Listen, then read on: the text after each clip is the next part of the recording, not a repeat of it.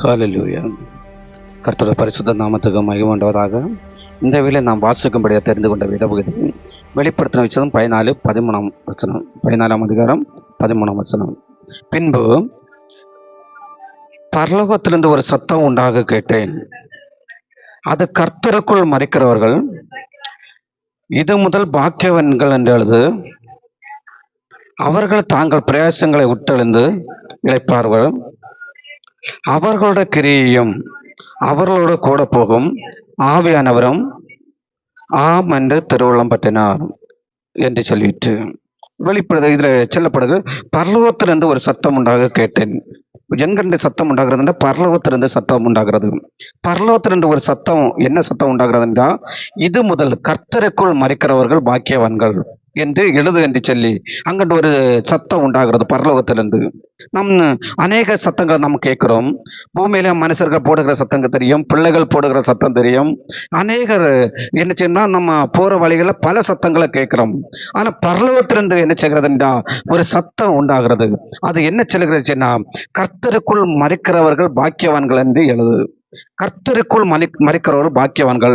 ஏன் அவர்கள் பாக்கியவான்கள் என்று சொன்னால், அவர்கள் தங்கள் பிரயாசங்களை எல்லாம் விட்டு ஒளிந்து இளைப்பார்வார்கள். அவர்களுக்கு பிரயாசம் இல்லை, எல்லா பிரயாசங்களும் விட்டு ஒளிந்து இளைப்பார்வார்கள். இந்த பூமியில இருக்கும்போது பல என்ன செய்யணும்னா பிரயாசங்கள் இருக்கிறது. பல வருத்தங்கள், துக்கங்கள், கவலைகள், கண்ணீர்கள் அநேகரை பாதிக்கிறத பார்க்கிறோம். ஆனா கர்த்தருக்குள் மறிக்கிறவர்கள் எல்லா பிரயாசங்களையும் விட்டு ஒளிந்து என்ன செய்வார்கள்? அவர்கள் இளைப்பார்கள் என்று வேதம் சொல்லுகிறது. அவர்கள் இளைப்பாறுவார்கள். அவர்களோட கிரியையிலும் அவர்கள் கூட போகும். ரெண்டு காரியங்களை நாம் என்ன செய்ய வேண்டும் என்றால், கர்த்தருக்குள் மறைக்கிறவர்களை சிந்திக்க வேண்டும். அவர்கள் தங்கள் பிரயாசங்களை விட்டொழிந்து இளைப்பாறுவார்கள். அடுத்தது என்ன, அவர்கள் கிரியை கூட போகும். இதுல என்ன செய்யலாம், கர்த்தருக்குள் மறைக்கிறவர்கள் தான் பாக்கியவான்கள், வேற யாரும் பாக்கியவான்கள் அல்ல. இன்றைக்கு பாருங்கள், உலகத்தில் அநேகர் மறித்து கொண்டிருக்கிறார்கள். எத்தனை ஜனங்கள் மறித்து கொண்டிருக்கிறார்கள். அதுல எத்தனை பேர் கர்த்தருக்குள் மறைக்கிறார்கள் என்று நமக்கு கண்டுபிடிக்க முடியாத நிலைமையில இருக்கிறது. இந்த உலகத்தோடு வாழுகிறார்கள். ஒரு மிருகத்தை போல என்ன செய்கிறார்கள்? மறித்து கொண்டிருக்கிறத பார்க்கிறோம். ஆனா வேதம் சொல்லுகிறது, அவர்கள் பாக்கியவான்கள் என்று வேதம் சொல்லவில்லை. ஒரு நொடிக்கு எத்தனை ஆட்கள் மறித்து கொண்டிருக்கிறார் என்று அந்த என்ன செய்ய அந்த உலகத்தில் உள்ள கணக்கெடுப்புல பார்க்குது. ஒரு நம்ம ஒரு கண்ணு மூடி துறப்பதற்கு முன்பு பல ஆத்துமாக்கள் என்ன, பல ஜனங்கள் மறித்து கொண்டிருக்கிறார்கள். ஒரு நாள் ஆயிரக்கணக்கான ஜனங்கள் என்ன செய்கிறார்கள்னா மறித்து கொண்டிருக்கிறார்கள். ஆனா அவர்கள் பாக்கியவான்கள் என்று இந்த பரலோகத்திலிருந்து சத்தம் உண்டாகவில்லை. கர்த்தருக்குள் மறிக்கிறவர்கள் பாக்கியவான்கள் என்று வேதம் சொல்லுகிறது. கர்த்தருக்குள் மறிக்கிறவர்கள் அவர்கள் மட்டுமே என்ன செய்கிறார்கள்? பாக்கியவான்களாக இருக்கிறார்கள். அவர்கள் தங்கள் பிரயாசத்தை விட்டொழிந்து அவர்கள் என்ன செய்வார்கள்? இந்த இளைப்பாறுவார்கள் என்று வேதம் சொல்லுகிறது.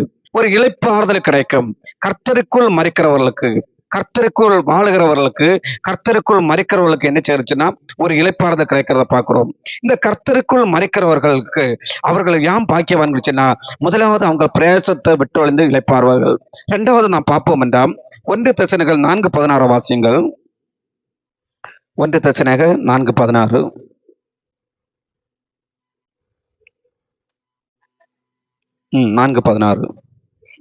ஏனெனில் கர்த்தர் தாமே ஆரவாரத்தோடும் பிரதான தூதர்கள் சத்தத்தோடும் தேவ எக்காலத்தோடும் வானத்திலிருந்து இறங்கி வருவார்.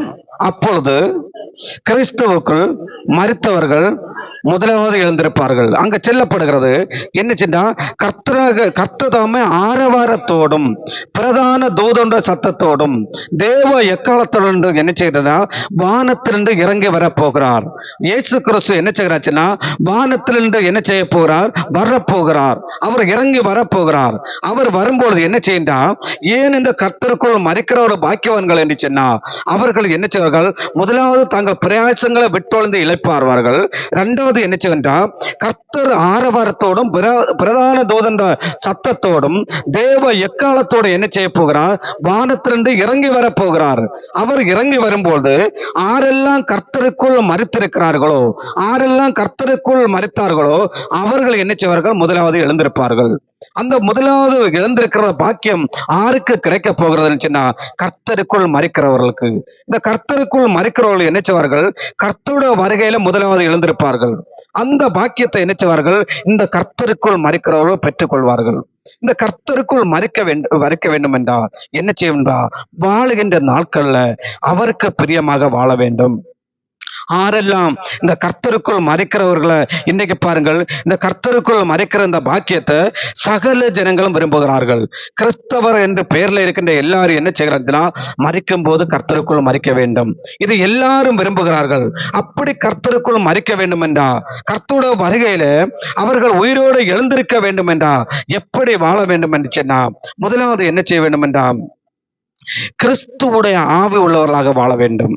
கிறிஸ்துவுக்குள் மறிக்க வேண்டும் என்றா, கிறிஸ்துவுடைய ஆவி உள்ளவர்களாக என்ன செய்ய வேண்டும் என்றா, இந்த பூமியில வாழ வேண்டும். ரோமர் 8:9 வாசிங்கள். ரோமர் 8:9. 8:9.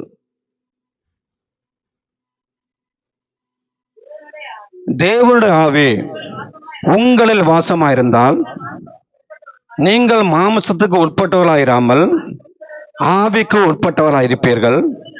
கிறிஸ்துவன் ஆவி இல்லாதவன் அவருடன் அல்ல. இந்த கிறிஸ்துவன் ஆவி இல்லாதவர்கள் என்ன செய்வார்கள்னா, கர்த்தருக்குள்ள மறிக்க முடியாது. கர்த்தர் வரும்போது என்ன செய்ய முடியாது, உயிரிட முடியாது. அவர்கள் என்ன செய்ய வேண்டாம், தேவனுடைய ஆவி உங்கள் வாசமா இருந்தா நீங்கள் மாமிசத்துக்கு உட்பட்டவராக நடவாமல் ஆவிக்கு உட்பட்டவராக இருப்பீர்கள். அப்படி என்றால் நாம் மாமிசத்துக்கு உட்பட்டவர்களாக இருக்கிறவர்கள் என்ன செய்கிறார்கள்னா, அவர்கள் கிறிஸ்துவன் ஆவி இல்லாதவர்கள். ஆறுக்கட்ட இந்த கிறிஸ்துவன் ஆவி இல்லையோ அவர்கள் என்ன செய்ய மாட்டார்கள் சொன்னா, அவருடைய அந்த அவர்களுடைய வருகையில என்ன செய்ய முடியாது, எடுத்துக்கொள்ள முடியாது. கிறிஸ்துக்குள் வாழுகிறவர்கள் என்ன செய்வார்கள், அவருடைய வருகையில எடுத்துக்கொள்ளப்படுவார்கள். கிறிஸ்துக்குள் மறிக்கிறவர்கள் பாக்கியவான்கள். அந்த வரிசையில் என்ன செய்வார்கள், அந்த கிறிஸ்துவன் ஆவி இல்லாதவர்கள், கிறிஸ்துவன் ஆவி இல்லாத இந்த பூமியில வாழ்ந்து இந்த பூமியில நாம் மறித்து போவோம் என்று சொன்னா என்ன செய்வோம் என்றா, கிறிஸ்துவுக்குள் மறிக்கிறவர்களுக்கு இருக்கின்ற அந்த பாக்கியத்தை, கிறிஸ்துவுக்கு மறிக்கிறவர்களுக்கு இருக்கின்ற அந்த பாக்கியத்தை என்ன செய்ய முடியாது, ஒருவரும் பெற்றுக்கொள்ள முடியாது. ஒருவரும் என்ன செய்ய முடியாது என்றால், அந்த கிறிஸ்துவுக்குள் மறிக்கிறவர்களுக்கு வைத்திருக்கின்ற அந்த பாக்கியத்தை அவர்கள் தங்கள் பிரயாசங்களை விட்டொழிந்து இழப்பார்கள். அந்த பாக்கியம் கிறிஸ்துவோட வருகையில முதலாவது உயிர்த்தெழுந்து இருக்கின்ற பாக்கியத்தை என்ன செய்வார்கள், இந்த கிறிஸ்துவின் ஆவி ஆறுகட்ட இல்லையோ அவர்கள் பெற்றுக்கொள்ள மாட்டார்கள். ஆறுகட்ட இந்த கிறிஸ்துவ ஆவி இருக்க வேண்டும் என்றா என்ன செய்யா, இதோ வாசற்படியில் நின்று தட்டுகிறேன், ஒருவன் சத்தத்தை கேட்டு கதவை திறந்தா அவனுக்குள் நாம் பிரவேசித்து அவனோடு வாசம் பண்ணுவேன் கர்த்தராக தேவன் சொல்லுகிறார். அந்த ஆண்டவரோட சத்தத்தை கேட்டு அவருக்கு தங்கள் இருதயத்தை திறந்து கொடுக்கிறவர்கள் என்ன செய்வார்னா, அவர்களுக்குள்ள என்ன செய்வார்கள், இந்த கிறிஸ்து வாசம் பண்ணுவார்கள். இந்த கிறிஸ்து யாருக்குள்ள வாசம் இல்லையோ அவர்கள் அவருடைய வருகையில என்ன செய்ய முடியாது, அவர்கள் அவருடைய வருகையில உயிரோடு எழும்ப முடியாது என்று பார்க்கிறோம். நாம் என்ன செய்ய வேண்டும் என்றால், அவர் வாசல் படியிலிருந்து தட்டி கொண்டிருக்கிறாரு, நான் உன்னுடைய தேவன், உன்னை உண்டாக்கின தேவன் நான் தான், என்ன விசுவாசி, நான் என்ன விசுவாசிக்கிற மறுத்தாலும் பிழைப்பான் என்று ஆண்டவர் சொல்லிக் கொண்டிருக்கிறாரு. அவருடைய சத்தத்தை கேட்டு ஆரெல்லாம் அவரை ஏற்றுக்கொண்டு அவரை விசுவாசிக்கிறார்களோ அவர்களுக்குள்ள என்ன செய்வார் சொன்னா, கிறிஸ்து வாசமாயிருப்பாரு. நாம் இதை வாசப்படியில் நின்று தட்டுகிறேன், ஒருவன் சத்தத்தை கேட்டு அவனுக்கு கதவை திறந்தா நாங்கள் அவனுக்குள் பிரவேசித்து அவனோடு வாசம் பண்ணுவோம் என்று ஆண்டவர் சொல்லுகிறார். நாம் என்ன செய்ய வேண்டும் என்றால், ஆண்டோட வார்த்தைகளை கேட்கும் பொழுது நம்முடைய இருதயங்களை திறந்து கொடுக்க வேண்டும். ஆண்டவரே, நான் எனக்குள்ள நீர் வாசம் பண்ணும், உம்முடைய ஆவி உள்ளவனாக நாம் வாழணும். ஆண்டவரே, கிறிஸ்துவன் ஆவி இல்லாதவன் அவருடன் இல்லை என்று சொல்லி வேதம் சொல்லுகிறது. நான் கிறிஸ்துவன் ஆவி உள்ளவனாக வாழ வேண்டும், அவருக்குள் வாழ வேண்டும், அவருடைய வருகையில நான் உயிரோடு எழுந்திருக்க வேண்டும், அவருடைய வருகையில நான் எடுத்துக்கொள்ளப்பட வேண்டும். அந்த பாக்கியத்தை பெற்றுக்கொள்வதற்கு என்ன செய்ய வேண்டும் என்றால், கிறிஸ்துவன் ஆவி உள்ளவர்களாக வாழ வேண்டும். யாருக்குள்ள கிறிஸ்துவன் ஆவி இல்லையோ அவர்கள் கிறிஸ்துவுடையவர்கள் அல்ல என்று வேதம் நமக்கு சொல்லுகிறது.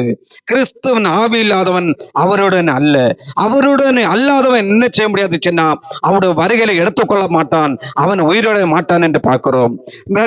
அடுத்து நாம் பார்ப்போம் என்றால், கிறிஸ்துவை என்ன செய்ய வேண்டும்னா, கிறிஸ்துவை அறிகிற அறிவு வேண்டும். கிறிஸ்துவை என்ன செய்ய வேண்டும் என்றால் அறிந்திருக்க வேண்டும். ஒருத்தன் கிறிஸ்துவ அறியாத, நான் கிறிஸ்துவ மதத்துக்குள்ள இருக்கிறேன், அல்லங்க நான் பிறக்கும் போதே கிறிஸ்தவ குடும்பத்துல பிறந்த என்னச்சுன்னா அந்த பாக்கியத்தை பெற்றுக்கொள்ள மாட்டார்கள். கிறிஸ்துவுக்குள் மறிக்கிறவர்களுக்கு வைத்திருக்கின்ற பாக்கியம், கிறிஸ்து வரும்போது முதலாவது உயிர்த்தெழுந்து இருக்கின்ற பாக்கியம், இதை என்ன செய்வார்கள்டா, கிறிஸ்துவ அறிகிற அறிவு இல்லாதவர்கள் என்ன செய்ய மாட்டார்கள், பெற்றுக்கொள்ள மாட்டார்கள். 2 கொரிந்தியர் 5:16 வாசியுங்கள். 2 கொரிந்தியர் 5:16.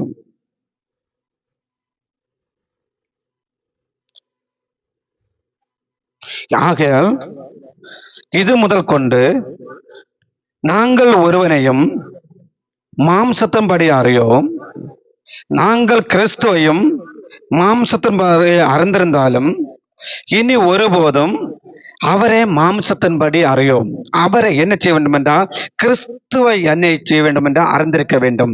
இன்றைக்கு பாருங்கள், கிறிஸ்துவ குழந்தையாக வந்ததைத்தான் என்ன செய்கிறாச்சுன்னா அநேகர் அறிந்திருக்கிறார்கள். இயேசு கிறிஸ்து ஒரு சின்ன ஒரு பாலகனாக பிறந்தார், ஒரு ஏழையின் குடிசையில பிறந்தார். இதைத்தான் ஜனங்கள் அறிந்திருக்கிறார்கள். அவர் ஒரு தெய்வம், அவர் ராஜாவாக வரப்போகிறார், அவர் பட்சிக்கிற அக்னியாக வரப்போகிறார் என்கிற அறிவு என்ன செய்கிறாச்சுன்னா இன்னும் கிறிஸ்தவர்கள் இல்லாமல் இருக்கிறது. அவர் மாம்சத்தின்படி அறிந்திருக்கிறார்கள், ஆனா ஆவியின்படி என்ன செய்யவில்லை, அவர் அறிந்து கொள்ளாமல் இருக்கிறத பார்க்கிறோம். கிறிஸ்துவை அறிந்து கொள்ள வேண்டும். கிறிஸ்துவை அறிந்து கொள்ள வேண்டும் என்றால் கிறிஸ்துவோட ஆவி இருக்க வேண்டும். கிறிஸ்துவோட ஆவி இருக்கிறவனுக்கு தான் என்ன செய்யும் என்றால் கிறிஸ்துவ அறிந்து கொள்ள முடியும். கிறிஸ்துவை அறிகிற அறிவு என்ன செய்ய வேண்டும் என்றால் ஒவ்வொருவருக்குள்ளையும் வேண்டும். அந்த கிறிஸ்துவ அறிகிற அறிவு இல்லாத இருந்தா நாம் இன்னைக்கும் என்றைக்கும் அவர் குழந்தையாக வந்தாரு, அவர் குழந்தையாக இருக்கிறாரு, கிறிஸ்துமஸுக்கு நாம் இயேசு பிறந்தார் என்று கைதட்டி கொண்டு இருப்போம் என்று சொன்னா என்ன செய்யாதுன்னா அந்த பாக்கியத்தை பரலோக கிறிஸ்துக்குள் மரிக்கிறவர்களுக்கு, கிறிஸ்துவோட வருகையில உயிர்த்தெழுந்து எழுத போகிறவர்களுக்கு வைத்திருக்கின்ற அந்த உன்னத பாக்கியத்தை என்ன செய்ய முடியாது, பெற்றுக்கொள்ள முடியாது. 2 பேதுரு 3:18 வாசியுங்கள். நம்முடைய கர்த்தரும் இரட்சகருமாகிய இயேசு கிறிஸ்துவோட கிருபையிலும் அவரை அறிகிற அறிவிலும் வளருங்கள். அவருக்கு இப்பொழுது என்னென்றைக்கும் மகிமை உண்டாவதாக. அங்கு வேதம் சொல்லுகிறது, நம்முடைய கர்த்தரும் இரட்சகருமாக இயேசு கிறிஸ்துவோட கிருபையிலேயும் அவரை அறிகிற அறிவிலும் என்ன செய்யுங்கள், வளருங்கள் என்று வேதம் சொல்லுகிறது. நான் என்ன செய்ய வேண்டும், அவரை அறிகிற அறிவில என்ன செய்ய வேண்டும், நாம் வளர வேண்டும். அவரை அறிகிற அறிவில் வளர வேண்டும். வேதம் சொல்லுகிறது, அவருடைய கிருபையிலையும் அவரை அறிகிற அறிவிலையும் வளருங்கள். நாம் குழந்தையாக அறிந்திருக்கிற அறிவில் நாம் நிற்போம் என்று சொன்னா அவருடைய வருகையில எடுத்துக்கொள்ள முடியாது. அவருடைய வருகையில நாம் எடுத்துக்கொள்ளப்பட வேண்டும் என்றா, அவருடைய வருகையில அவரோடு செல்ல வேண்டும் என்றா அவரை அறிகிற அறிவில வளர வேண்டும். இயேசு கிறிஸ்து இப்பொழுது எப்படி இருக்கிறார், அவர் எங்க இருக்கிறாரு, அவர் எப்படி இருக்கிறாரு, அவர் எப்படி வரப்போகிறாரு என்பதை குறித்து நாம் என்ன செய்ய வேண்டும் என்றா அறிந்திருக்க வேண்டும். அப்படிப்பட்ட அறிவில் என்ன செய்ய வேண்டும், ஒவ்வொரு கிறிஸ்தவர்களும் என்ன செய்ய வேண்டும், வளர வேண்டும். அப்படி வளர்ந்தவர்கள் தான் என்ன செய்ய, அவருடைய வருகையில என்ன செய்ய முடியும், எடுத்துக்கொள்ள முடியும். நாம் 3வது பார்ப்போம் என்றாம், கிறிஸ்து என்ன செய்ய வேண்டாம், ஒரு ஜீவனாக இருக்க வேண்டும். கிறிஸ்து என்ன செய்ய வேண்டும், ஜீவனாக மாற வேண்டும். கிறிஸ்துவ ஆவி நமக்குள்ள இருக்க வேண்டும். கிறிஸ்துவ அறிகிற அறிவுல வளர வேண்டும். அடுத்து என்ன செய்ய வேண்டும் என்றா கிறிஸ்து நமக்கு ஜீவனாக மாற வேண்டும். 2 கொரிந்தியர் 4:10 வாசியுங்கள். கர்த்தராக இயேசு கிறிஸ்துவோட ஜீவனும் எங்கள் சரீரத்திலே விளங்கும்படிக்கு இயேசுவின் மரணத்தை எப்பொழுது எங்கள் சரீரத்தில் சுமந்து தெரிகிறோம். என்ன செய்யணும், கர்த்தராகிய இயேசுவின் ஜீவன் எங்கள் சரீரத்தில் விளங்கும்படிக்கு என்ன செய்ய வேண்டும்னா கிறிஸ்துவோட ஜீவன் என்ன செய்ய வேண்டும், நம்ம சரீரத்தில் விளங்கும்படிக்கு எப்பொழுதும் அவருடைய மரணத்தை என்ன செய்வோம், நாங்கள் சுமந்து தெரிகிறோம் என்று சொல்லுகிறத பார்க்கிறோம். அங்க என்ன செய்யறா, எங்கள் சரீரத்தில் என்ன செய்யறோம், இயேசு மரணத்தை எப்பொழுதும் சுமந்து தெரிகிறோம். ஆண்டவரை என்ன செய்ய வேண்டும் என்றா சுமந்து தெரிகிறவர்களாக இருக்க வேண்டும். கிறிஸ்துவ என்ன செய்ய வேண்டும் என்றா முதலாவது என்ன செய்ய வேண்டும், கிறிஸ்து வாசமாய் இருக்க வேண்டும். 2வது பார்த்தோம், கிறிஸ்துவ அறிகிற அறிவில வளர வேண்டும். 3வது என்ன செய்ய வேண்டும் என்றா கிறிஸ்துவை சுமந்து திரிகிறவர்களாக இருக்க வேண்டும். கிறிஸ்துவை சுமக்க வேண்டும். கிறிஸ்து உடைய கிறிஸ்தவர்களாக என்ன செய்ய வேண்டும், கிறிஸ்துவ கொண்டு நாம் வாழ வேண்டும் என்று பார்க்கிறோம். பிலிப்பியர் 1:21 வாசியுங்கள். பிலிப்பியர் 1:21. கிறிஸ்து எனக்கு ஜீவன், சாவு எனக்கு ஆதாயம். அப்போ பவுல் சொல்லுகிறாரு, கிறிஸ்து எனக்கு ஜீவன், சாவு எனக்கு ஆதாயம். அப்படிப்பட்ட கிறிஸ்து எனக்கு யாருக்கெல்லாம் கிறிஸ்து என ஜீவனாக இருக்கிறாரோ அவர்களுக்கு தான் என்ன செய்யும் என்றால் சாவு ஆதாயமாக இருக்கும். அவர்கள் தான் கிறிஸ்துக்குள் மரிக்கிறவர்கள்.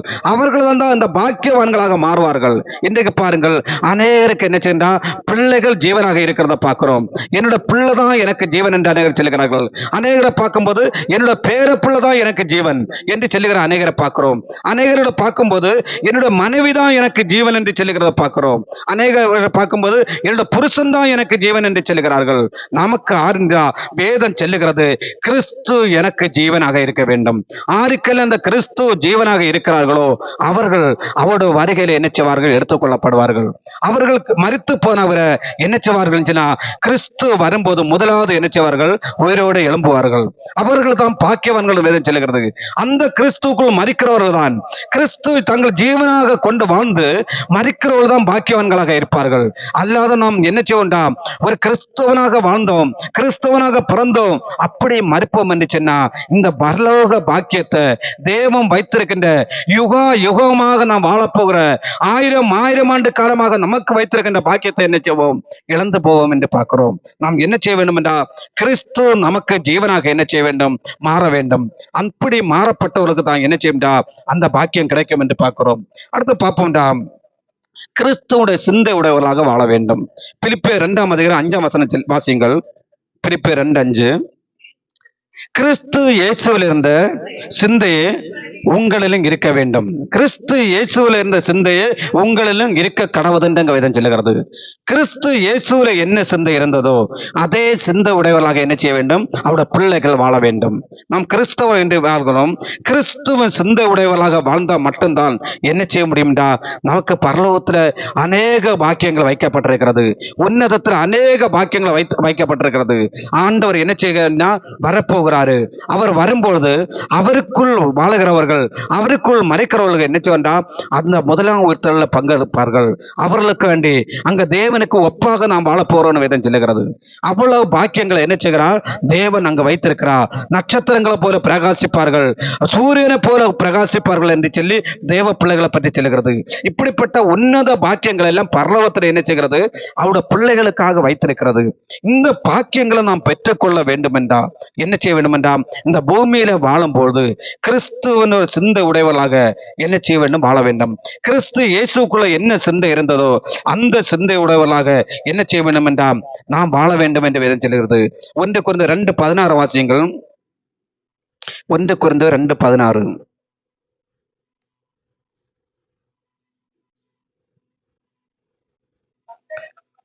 கர்த்தருக்கு போதிக்கத்தக்கதாக அவருடைய சிந்தையை அறிந்தவன் யார்?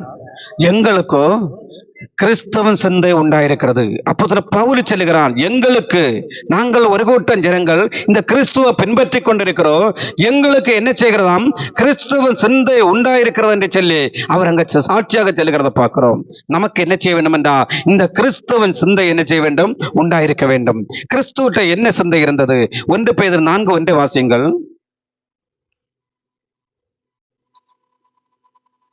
4:1.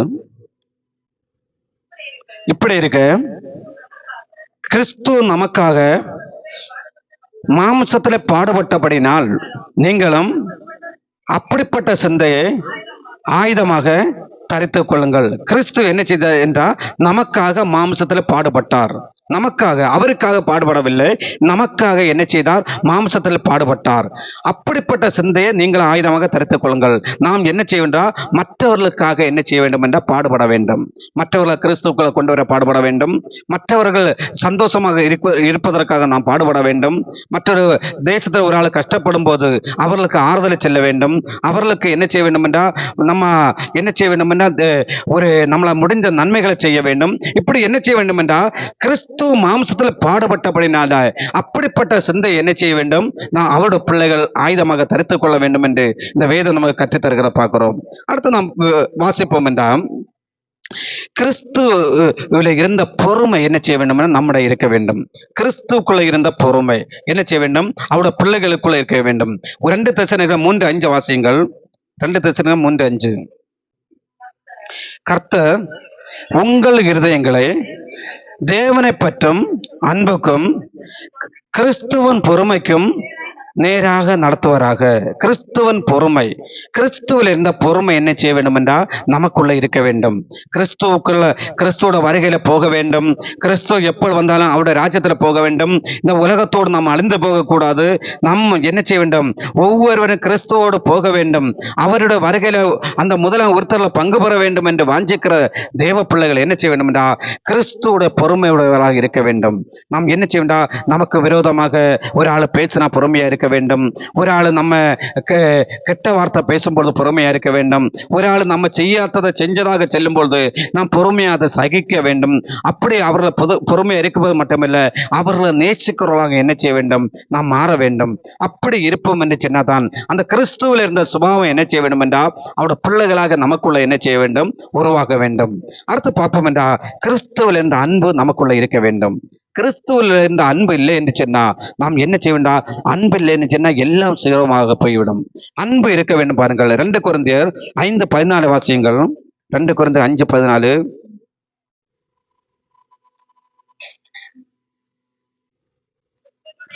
கிறிஸ்துவுடைய அன்பு எங்களை நெருக்க ஏவுகிறது. ஏனென்றால் எல்லாருக்காகவும் ஒருவரே மறுத்திருக்க எல்லாரும் மறுத்தார் என்று அங்க போதும். அங்க என்ன சொல்லப்படுனா கிறிஸ்துவோட அன்பு எங்களை நெருக்கி ஏவுகிறது என்று சொல்லுகிறத பார்க்கிறோம். ஏனென்றால் எல்லாருக்காக ஒருவர் மறுத்திருக்கிறாரு. அந்த கிறிஸ்துவின் அன்பு என்ன செய்ய நெருக்கி ஏவுகிறது. நாம் இந்த கிறிஸ்துவின் அன்பு உள்ளவராக என்ன செய்ய வேண்டும்? வாழ வேண்டும். பிலிப்பியர் 1:8 வாசியுங்கள்.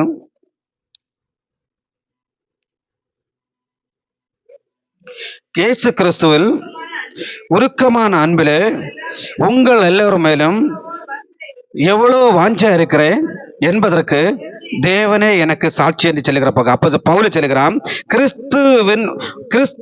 இயேசு கிறிஸ்துவின் உருக்கமான அன்பிலே உங்கள் எல்லோரும் மேலும் எவ்வளவு வாஞ்சையா இருக்கிறேன் என்பதற்கு தேவனே எனக்கு சாட்சி என்று சொல்லுகிற பார்க்கிறோம். நாம் என்ன செய்ய வேண்டும் என்றால் அந்த கிறிஸ்துவோட அன்பு உடையவராக இருக்க வேண்டும். அந்த கிறிஸ்துவோட அன்பு இருந்தால் மட்டும்தான் என்ன செய்ய முடியும்? மற்றவர்களை நேசிக்க முடியும். நம்முடைய சத்துருக்களை நேசிக்க முடியும். நம்மளை விரோதிக்கிறவர்களை நேசிக்க முடியும். நம்மை வெறுக்கிறவர்களை நேசிக்க முடியும். அப்படி என்ன செய்ய வேண்டும்? கிறிஸ்துவ அன்புடையவர்களாக அவருடைய பிள்ளைகளை என்ன செய்ய வேண்டும் என்றால் வாழ வேண்டும். ஏனென்றால் கர்த்தர் வரப்போகிறார். அவர் ஆரவாரத்தோடும் பிரதான தூதனுடைய சத்தத்தோடும் தேவ எக்காலத்தோடும் வானத்திலிருந்து இறங்கி வருவார். அப்பொழுது கிறிஸ்துக்குள் மரிக்கிறவர்கள் முதலாவது எழுந்திருப்பார்கள். அடுத்து என்ன செய்வார்கள்னா உயிரோடு இருக்கிற அவருடைய பிள்ளைகள் என்ன செய்வார்கள்? அவருடைய வருகையில் எடுத்துக்கொள்ளப்படுவார்கள். அப்படிப்பட்ட பாக்கியம் அங்கு எடுத்துக்கொள்ளப்பட்டவர்கள் என்ன செய்வார்னா தேவனுக்கு ஒப்பாக இருக்க போகிறார்கள். உன்னதமான பாக்கியங்கள் எல்லாம் தேவன் என்ன செய்கிறார்? அவருடைய பிள்ளைகளுக்கு வைத்திருக்கிறாரு. நாம் என்ன செய்ய வேண்டும் என்றா அந்த கிறிஸ்துவ அன்புள்ளவர்களாக வாழ வேண்டும். அடுத்து பார்க்கணும்டா கிறிஸ்துவன் மகிமை என்ன செய்ய வேண்டாம்? கிறிஸ்துவில் இருந்த அந்த கிறிஸ்துவன் மகிமை என்ன செய்ய வேண்டும்? எபேசியர் 1:11 வாசியுங்கள்.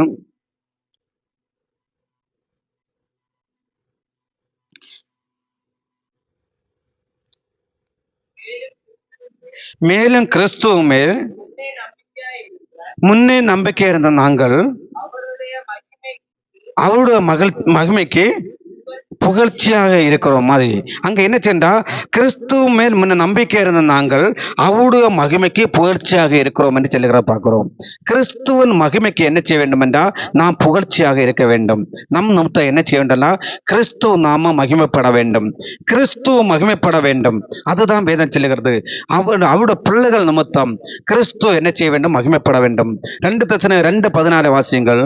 2 தெசலோனிக்கேயர் 2:14.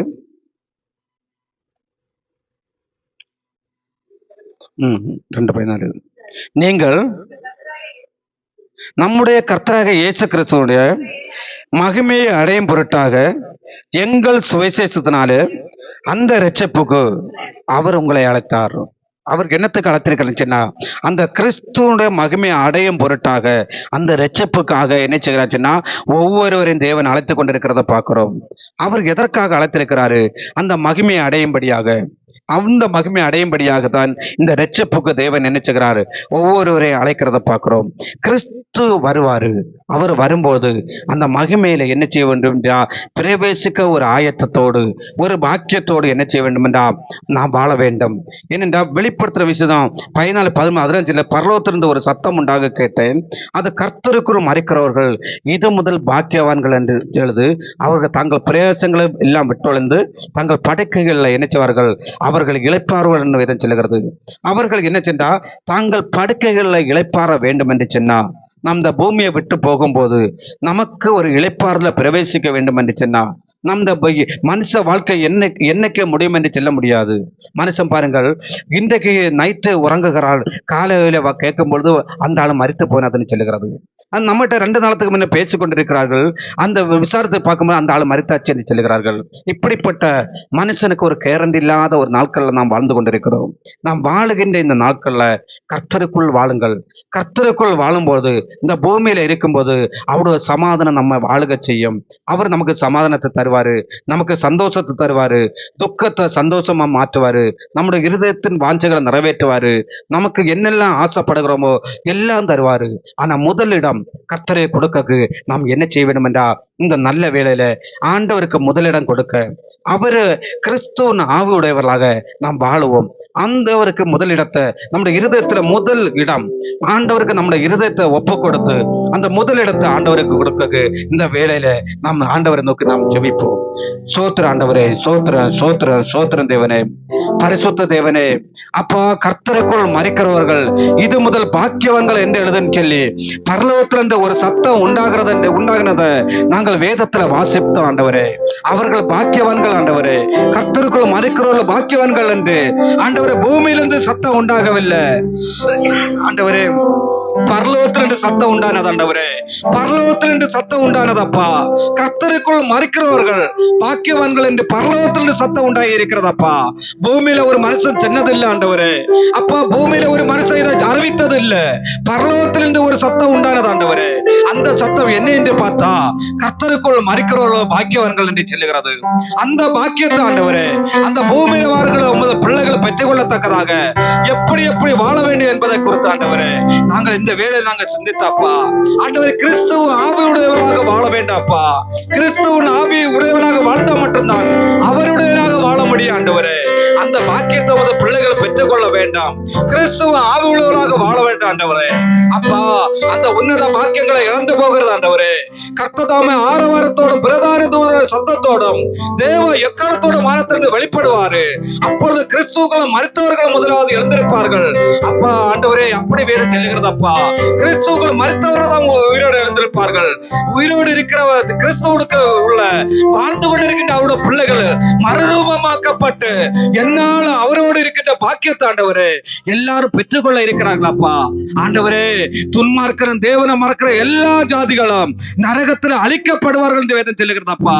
ஆண்டவர், இந்த சத்திய தேவத்தை ஆண்டவரே ஒரு ஆத்மா கூட மறந்து போகாதபடி முதலிடத்தை தேவனுக்கு கொடுக்கத்தக்கதாக ஒவ்வொருவருக்கு தேவன் அனுக்கிரகம் பண்ணும்படியாக ஆண்டவரை நோக்கி நாங்க ஜெபிக்கிறப்பா. நீர் வந்திருக்கிற நமது பிள்ளைகளை நினைத்தரலுங்க ஆண்டவரே. ஒவ்வொருட மன பாரங்களை மாற்றும்படியாக இருதயத்து விருப்பங்களை நிறைவேற்றி கொடுக்கும்படியாக ஆண்டவரை நோக்கி நாங்க ஜெபிக்கிறப்பா. ஆண்டவரே, ஒவ்வொருவருக்கு ஆண்டவரே வியாதிகள் இருக்கிறதப்பா, பலவீனங்கள் இருக்கிறதா ஆண்டவரே.